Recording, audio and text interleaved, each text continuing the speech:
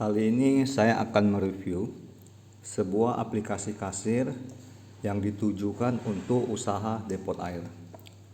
Ya.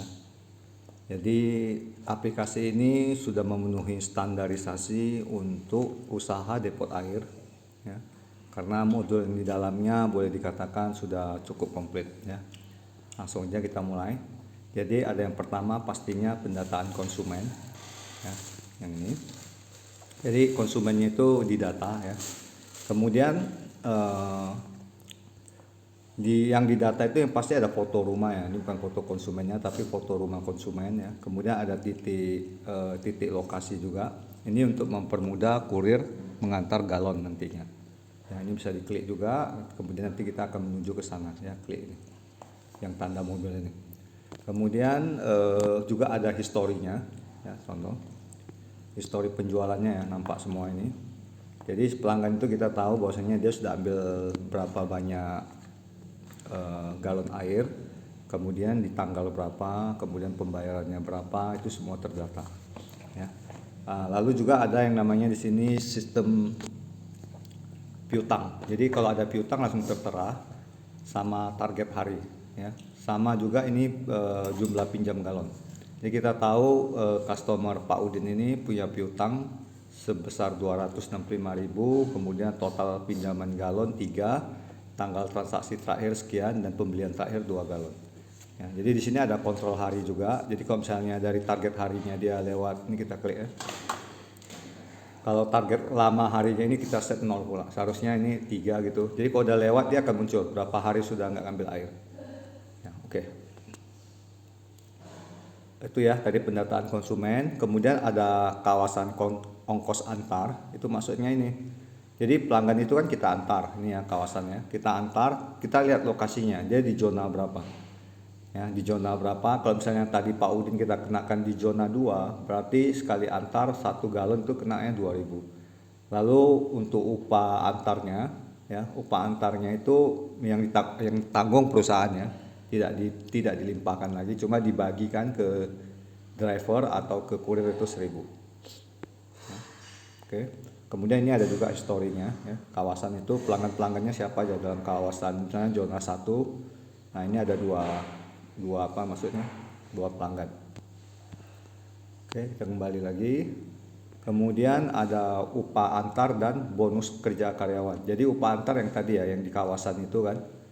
Nah, zona A upahnya berapa. Kemudian ada bonus juga. Bonusnya nih, bonus penjualan kalau mau diaktifkan, ya. Jadi di produk itu, ya, jadi setiap kali contoh ini, ya, ini misalnya ini penjualan air galon baru, ya. Jadi ada bonus penjualan dapat 5.000 setiap kali mereka berhasil jual. Oke. Yang berikutnya kemudian ada harga produk, ya. Harga produk ini, ya, artinya produk yang tersedia yang kita jual, ya.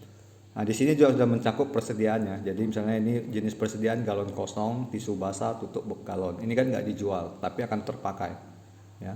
Kemudian produk baru, yang ini artinya pembelian atau penjualan putus, ya, tidak ada transaksi tukar galon. Kemudian yang ini yang refill. Ya, kemudian kita ada paket free juga, misalnya 10 kali pembelian dapat free 1. Jadi ini semua bisa diatur. Kalau nggak mau ada free juga nggak masalah, ya. Ini yang standarnya. Kemudian harga ada 2 macam, yaitu harga agen dan harga konsumen, ya. Kalau harga konsumen mungkin 8.000, harga agen yang mereka mungkin mau jual kembali itu 6.000. Ini, ya. Kemudian dapat juga histori penjualannya untuk produk ini, ya, ada tanggal dan sebagainya, siapa dijual kepada siapa, itu nampak historinya. Oke. Jadi ini multi produk, ya. Jadi bisa juga selain daripada jual air bisa jual gas, ya. Jual gas, kemudian apa digabung-gabung lah bisa. Kemudian untuk penjualannya itu jual air isi ulang, ya, ambil di tempat dan jemput antar, ya. Jadi yang ini kita mulai penjualannya, ya. Contoh ini saya ambil yang bekas ada aja, ya. Nah, misalnya ini, oke. Nah di sini ada pilihan ambil sendiri atau jemput antar. Jadi kalau dia nanti jemput antar, ya, kita harus menentukan siapa ID karyawannya, kemudian statusnya sudah antar atau belum, atau sudah selesai, kemudian sudah bayar atau belum. Ya, kemudian kalau sudah terima barang ada fotonya juga, ya, tanda tangan. Kemudian kalau ada nanti kita berikan foto tanda bukti terima. Ya, untuk ordernya ini barang yang Jadi dapat free 1, kemudian dia beli dengan standar 2. Ya, kemudian ada juga di sini ini galon yang dipinjam sebelumnya yang dikembalikan, yang tinggal, lalu yang di sisa terakhir yang dipinjam 3. Ya, oke. Ini saya apakan juga, discard dulu. Kemudian tadi ya ada pemberian produk gratis juga ya, seperti tadi kalau beli 10 dapat 1 gratis ya.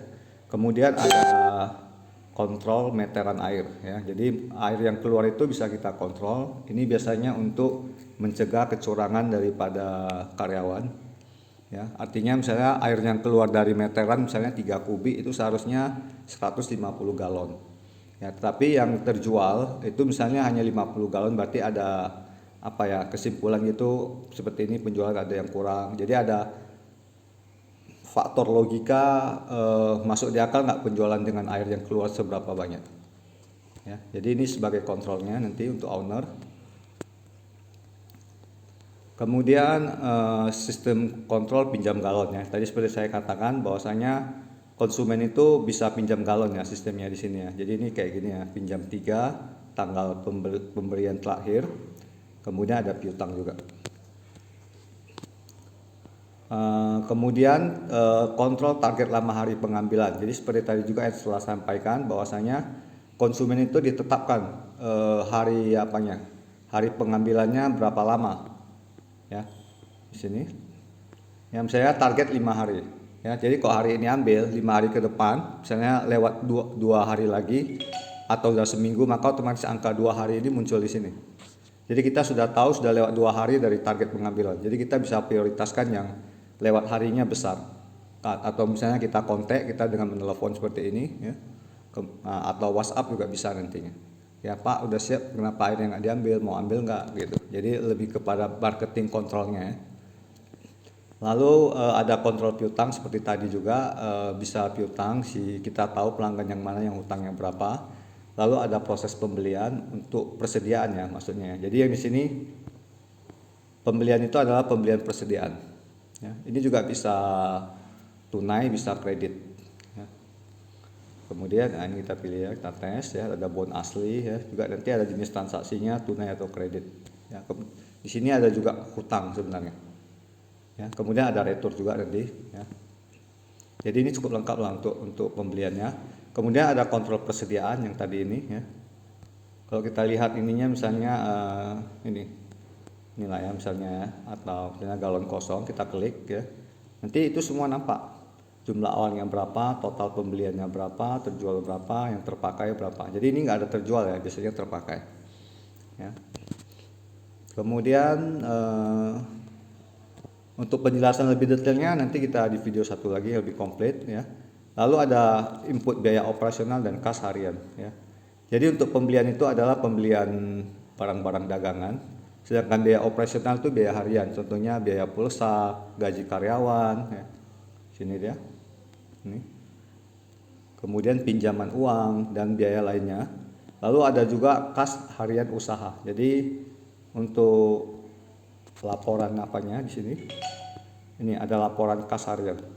Ya, jadi hari ini saldo awalnya berapa, debitnya berapa, kreditnya berapa, kemudian sisa uang hari ini berapa. Ini biasanya digunakan untuk hitungan. Ya, untuk hitungan ya. Jadi nampak ini saldo awal, saldo akhir, nanti nampak ya kredit pengambilan berapa dan sebagai diambil oleh siapa. Ya, jadi ini sangat mengarah pada kasir. Lalu saya rasa itu aja ya. Jadi semua master datanya ada di sini ya. Kemudian ada transaksinya yang ini. Oke, ini juga ada peta lokasi ya. Jadi kita bisa tahu semua titik-titik lokasinya. Ini bisa diperbesar, diperkecil. Jadi konsumen kita misalnya ini ada 3, ini aja 1, 2, 3. Kita lihat di sini ya. Kalau misalnya diperbesar, nanti kira-kira di sini harus ada 3 titik seharusnya. Nah ini dia. Karena kita kan hanya simulasi input 3 data aja. Saya rasa itu aja. Kemudian untuk laporannya nanti tinggal dipilih aja ya. Contoh ini penjualan rekap, detail ya. Ini juga ada filternya juga. Jadi bisa filter berdasarkan tanggal apa. Ya baru nanti laporannya di bawah ini. Misalnya saya mau hanya untuk karyawan yang Budi contohnya kan. Maka semua yang muncul nanti hanya Budi. Lalu ada lagi sistem yang namanya kontrol tagihan uang karyawan. Artinya, berapa uang yang mau kita tagih ke karyawan yang telah menerima uang pembayaran dari konsumen. Ya, contoh misalnya karyawan Budi, ya, dia ada ngantar 5 tempat, totalnya 10 galon. Ya, jadi dia kembali nanti kan kita mau tagih uang yang berapa, ya kan? Nah, cara lihatnya seperti ini. Eh, kita klik transaksinya, contoh ya ini ya, yang ambil sendiri kan itu nggak ada upah antar, jadi yang jemput antar aja 27.000. Nah ini Budi ada antar 2 tempat ya, ke Pak Udin sama Bu Sutini ya, untuk totalnya 27.000, yaitu 18 dan 9.000. Kalau dia ada tanda ikon uang 18.000 warna hijau, itu berarti sudah lunas, berarti uang sudah diterima oleh si Budi ya. Ini juga sama, tetapi ini status kirimnya belum sampai. Nanti si Budi ketika sampai di sana dia akan update ini ya, lalu akan ini ya, kirim pembayaran, lalu ini akan berubah menjadi status apanya ini selesai. Nanti dia buat sendiri, nanti selesai ya, kemudian dia suruh tanda tangan uang sudah diterima, lalu foto buktinya. Tapi ini boleh diabaikan, nggak apa-apa, karena kan kecuali piutang ya, harus ada bukti terima ya. Nah kemudian pada saat dia kembali kita akan tagih sebesar 27.000 ya. Lalu supaya ini total apanya ini nanti hilang ya kan, nah ini nanti contoh ini ya, ini kan udah sampai, ini dicentang, diselesaikan. Ini kan statusnya belum selesai, memang sudah bayar, sudah diantar selesai, tetapi status transaksi uang belum kita terima, maka ini di update. Dan ini hanya bisa update oleh admin ya, atau owner. Udah, ini tombolnya. Jadi di kurir itu nggak ada tombol ini, jadi selesai ya, lalu save ya, itu tandanya ya. Jadi kalau ada 5 tempat diantar, seharusnya ada 5 transaksi yang belum selesai status finishnya ya. Nah, jadi seperti itu aja ya.